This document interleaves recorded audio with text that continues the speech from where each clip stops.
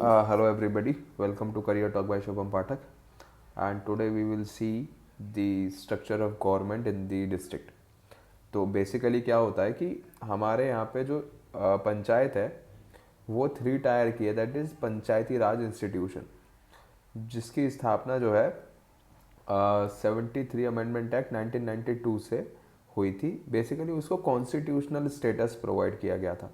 पंचायती राज तो पहले से आ गया था, लेकिन उसको जो कॉन्स्टिट्यूशनल स्टेटस था वो 73 अमेंडमेंट एक्ट 1992 से मिला, that is 11th schedule and 12th schedule of our constitution. ये मिलके पंचायती राज इंस्टीट्यूशंस बनाते हैं, ठीक है। तो इसमें बेसिकली वी विल स्टडी कि किस तरीके का डिवीज़न होता है पावर का और किस तरीके से जो है गवर्नमेंट चलती है। तो इसमें 2 तरह की गवर्नमेंट होती है। पहला है rural local self government, rural local self government, right. तो रूरल लोकल सेल्फ गवर्नमेंट होती है। दूसरा होता है urban local self government, urban local self government, urban local self government, ठीक है। तो सबसे पहले हम रूरल लोकल सेल्फ गवर्नमेंट की बात करेंगे। तो देखिए स्ट्रक्चर इस तरीके से होता है कि ओके, सबसे पहले आपके पास होता है स्टेट, राइट। अभी हम सेंटर लेवल पर नहीं जाएंगे, we will confine ourselves to only states. State होगा, स्टेट के जो होगा, स्टेट के जो कम्युनिकेट करेगा वो कैसे करेगा, that is this legislative assembly, right. और लेजिस्लेटिव असेंबली में क्या होते हैं, एमएलएज, राइट। इसमें कभी बाई कैमरल लेजिस्लेचर भी हो सकता है। बाई कैमरल का मतलब है जिसमें 2 हाउसेज होंगे, यानी legislative assembly and council of states, ठीक है। तो उसमें एमएलसी होते हैं, लेकिन ये कुछ ही में है, 5-7 स्टेट्स में ही है। तो एमएलएज को बेसिकली रखते हैं। तो ये जो एमएलएज होंगे ये कहाँ से इलेक्ट होते हैं, इलेक्टेड बाई पीपल डायरेक्टली, ठीक है। और ये होती है विधानसभा क्षेत्र, विधानसभा क्षेत्र, ठीक है। विधानसभा क्षेत्र में ये डायरेक्टली इलेक्ट होते हैं एमएलएस। तो जो एमएलए की इसको क्या बोलते हैं, constituency, right, it's a constituency. तो एमएलएस की जो कॉन्स्टिट्यूएंसी होती है वो कैसे होती है कि जैसे for example it's a district,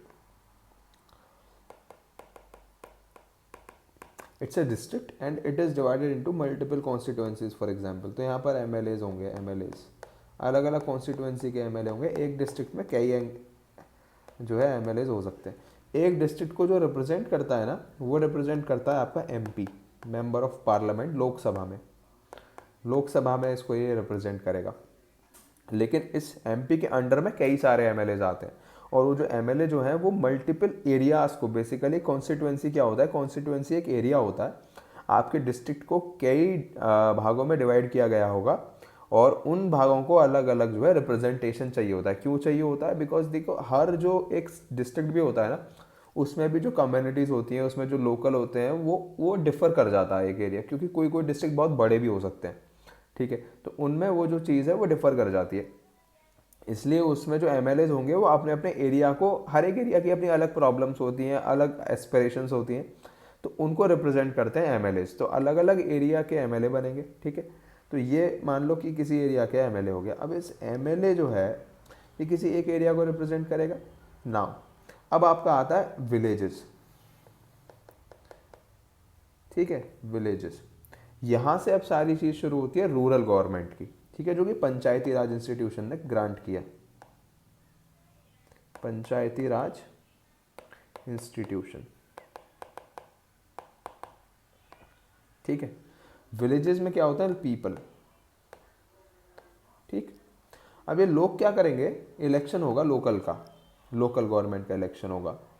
तो क्या करेंगे, विलेजेस की भी ना कैटेगरी होती है कि इसमें कितनी पॉपुलेशन है, ठीक है, यानी 1000 से कम है, या 1000 से 2000 के बीच में है, या 2000 से 3000 के बीच में, ऐसे इस तरीके से, ठीक है।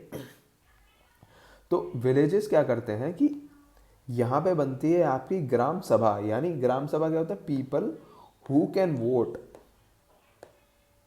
ठीक है, वो लोग जो कि वोट कर सकते हैं, यानी 18 साल से ऊपर हैं और इलेक्टोरल रोल्स में, यानी उनके पास वोटर आईडी कार्ड है, right, who can vote, that is having voter ID card, voter ID card, ठीक है, जिनके पास वोटर आईडी कार्ड होता है ना, इन लोगों को बोलते हैं ग्राम सभा,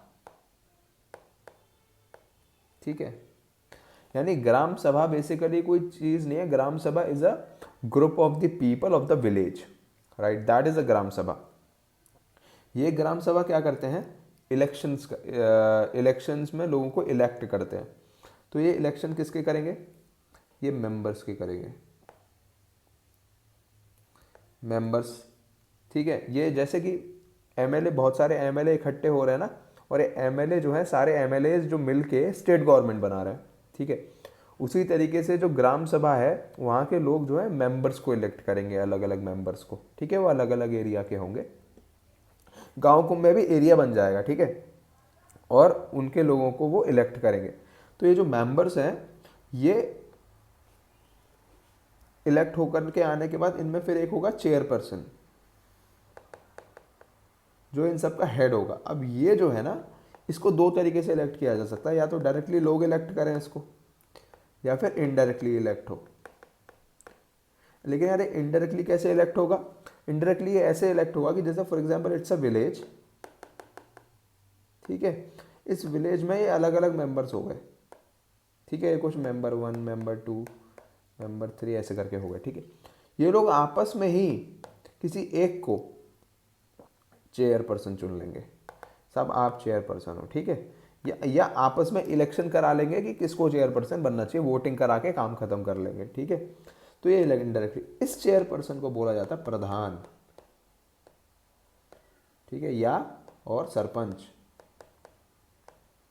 ठीक है, इसको बोला जाता है प्रधान या सरपंच। अब देखो जैसे कि स्टेट में क्या होता है कि जैसे चीफ मिनिस्टर होता है, और चीफ मिनिस्टर के फिर अपने मिनिस्टर्स होते हैं, जिसको बोला जाता है काउंसिल ऑफ मिनिस्टर्स, ठीक है। उसी तरीके से यहाँ पर अब ये गवर्नमेंट बन गई है, क्या गवर्नमेंट बन गई है, जहाँ पे जो चीफ है वो है आपका प्रधान, और प्रधान के साथ जो काउंसिल ऑफ मिनिस्टर्स हैं वो है मेंबर्स यहाँ के, ठीक है, यहाँ के मेंबर जो है ना वो प्रधान के। तो इन जो मेंबर्स की जो बॉडी है ना, इसको क्या बोला जाएगा, काउंसिल, काउंसिल ऑफ प्रधान बोल लो for sake, council of pradhan बोला जाएगा इसको, ठीक है, this will be called as council of pradhan. तो यानी यहाँ पे अब क्या हो गया कि गांव में लोग इलेक्ट करेंगे मेंबर्स को, और मेंबर्स जो है या तो, और वहाँ पे फिर आपका एक बनेगा प्रधान। तो प्रधान क्या हो गया, एक विलेज का हेड हो गया, लेकिन एज सच विलेज का हेड नहीं होगा, वो होगा ग्राम पंचायत का हेड, ठीक है। जो जो ग्राम सभा होगी ना, ग्राम सभा होगी, तो ग्राम सभा और ग्राम पंचायत में मैं आपको अंतर बता देता हूँ पहले। ग्राम पंचायत, तो ग्राम पंचायत क्या कहती है कि it has to be a minimum, यानी जो विलेज है it consist of villages, villages. तो यानी इसको कुछ इस तरीके से आप समझो कि V1 अकेला या तो ग्राम पंचायत बना सकता है,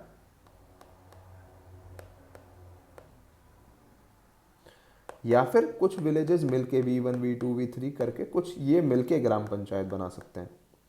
कंडीशन क्या है, कंडीशन ये है कि 1000 लोगों से ज़्यादा की जनसंख्या वहाँ पे होनी चाहिए, यानी जब कम से कम 1000 लोग अगर वहाँ पर होंगे तो वो जो है ग्राम सभा जो है वो ग्राम पंचायत मानी जाएगी।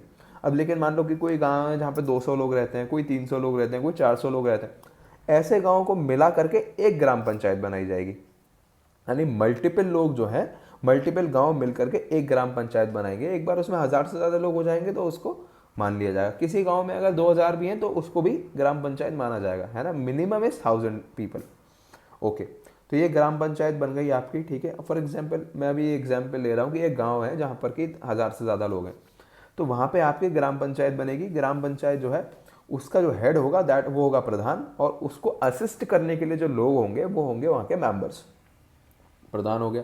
अब देखो, अब जो ग्राम पंचायत हैं, ठीक है, अब यहाँ पे देखो कि जो ग्राम पंचायत है, तो ऐसी कई सारी ग्राम पंचायत होंगी। मैं ग्राम पंचायत को जीपी लिख देता हूँ, ठीक है। तो लेट्स से GP1 जी, या एक एरिया है जिसमें ये ग्राम पंचायत है, ये ग्राम पंचायत है, ये ग्राम पंचायत है, ग्राम पंचायत, ठीक है। ऐसे ऐसे ग्राम पंचायत हो गए। तो ये जो कलेक्शन ऑफ ग्राम पंचायत होता है ना, इसको बोलते हैं ब्लॉक। इसको क्या बोलते हैं? ब्लॉक बोलते हैं। तो ये रूरल गवर्नमेंट जो है, अब यहाँ पे आपने एक नीचे गवर्नमेंट देख ली जिसका हेड प्रधान था। यहाँ पे ये जो ब्लॉक है, ठीक है, ये अब यहाँ पर अभी एक सेकंड लेवल की गवर्नमेंट आ गई, यानी सेकंड टायर की गवर्नमेंट आ गई। जैसे कि क्या होता है सेंटर में, सेंटर गवर्नमेंट कैसे बनती है? सारे स्टेट्स को मिला करके, ठीक है। और स्टेट गवर्नमेंट कैसे बनती है? सारे MLAs को मिला करके। उसी तरीके से यहाँ पे जो ग्राम पंचायत बनेगी वो कैसे मिलेगी? वो बनेगी प्रधान और की काउंसिल को मिला के। उसके तब जो प्रधान होगा, ठीक है, ऐसे बहुत सारे प्रधान अलग अलग ग्राम पंचायत के हेड होंगे। ये सारी ग्राम पंचायत जो है वो अपने इनडायरेक्टली इसके इलेक्शंस होंगे, यानी ब्लॉक का जो चेयरपर्सन होगा, ठीक है, उसके लिए वो कैसे चुना जाएगा? वो चुना जाएगा ऐसे, वो चुना जाएगा कि यहाँ पे जो ग्राम पंचायत के ये होंगे प्रधान, ये सारे प्रधान मिलकर के ब्लॉक बनाएंगे एक, ठीक है। और यहाँ पर ब्लॉक जो है इसका प्रमुख होगा, ब्लॉक इसको बोलते हैं ब्लॉक प्रमुख। यहाँ पे अब ये ब्लॉक प्रमुख बनेगा, ठीक है। ये ब्लॉक प्रमुख जो है, अब देखो यहाँ पे लेकिन क्या होता है ना, यहाँ पे MLA और MP को भी मेंबर बनने का मौका होता है, यानी they can also be the member. MP और MLA भी मेंबर बन सकते हैं, पर ये स्टेट गवर्नमेंट डिसाइड करती है कि हमें बनाना है कि नहीं बनाना, ठीक है। तो MP MLA बन सकते, लेकिन ग्राम सभा में नहीं बन सकते। ग्राम सभा में सिर्फ जो वहाँ के एकदम लोकल लोग होंगे ना गाँव के, सिर्फ वही एलिजिबल है मेंबर बनने के और लोगों को इलेक्ट करने के। तो यानी प्रधान जो होगा वो पूरे तरीके से लोगों को रिप्रेजेंट करेगा, यानी एकदम विलेज लेवल पर रिप्रेजेंट करेगा। वहाँ से वो कई सारे अलग अलग ग्राम पंचायत के प्रधान मिलकर के ब्लॉक बनाएंगे। उसके बाद अब बनेंगे अलग अलग ब्लॉक्स। मान लो ये एक एरिया है जहाँ पे ब्लॉक हैं अलग अलग, B1, B2, B3, B4, B5, ऐसे B6 अलग अलग ब्लॉक है, ठीक है। जो अलग अलग ब्लॉक है ना, ये मिलकर के बनाते हैं आपकी जिला परिषद, ठीक है। जिला परिषद का मतलब है कि ये एक लेवल ऑफ गवर्नमेंट है जो कि एक डिस्ट्रिक्ट लेवल पर काम कर रही है, ठीक है। यानी शुरुआत कैसे हुई?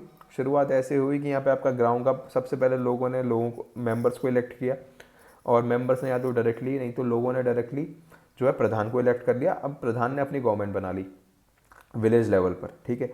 फिर प्रधान ने अब अपने विलेज को अपने विलेज को रिप्रेजेंट किया अलग अलग प्रधानों ने ब्लॉक पे। ब्लॉक एक बड़ा एरिया हो गया, ठीक है, एक बड़ा एरिया ब्लॉक बन गया। उसके बाद फिर ब्लॉक के जो अलग अलग बहुत सारे लोग थे, उन ब्लॉक वालों ने मिलकर के डिस्ट्रिक्ट लेवल पर अपने आप को रिप्रेजेंट किया, तो वो बन गई जिला परिषद, ठीक है।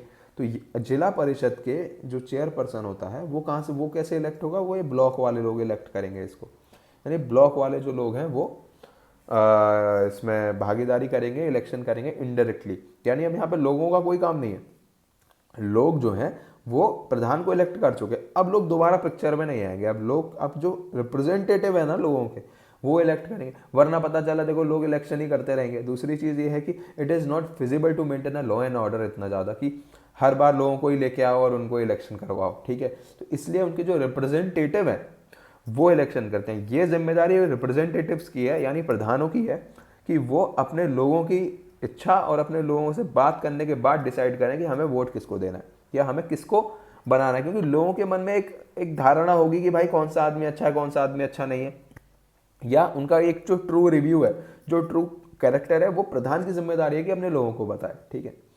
तो यहाँ पे जिला परिषद बन गई। यानी इस तरीके से आपकी जो 3 टायर की गवर्नमेंट है रूरल में, रूरल लोकल सेल्फ गवर्नमेंट इस तरीके से 3 टायर है कि देखो आपके जो 3 बनेंगे वो बनेगा सबसे पहले जिला परिषद,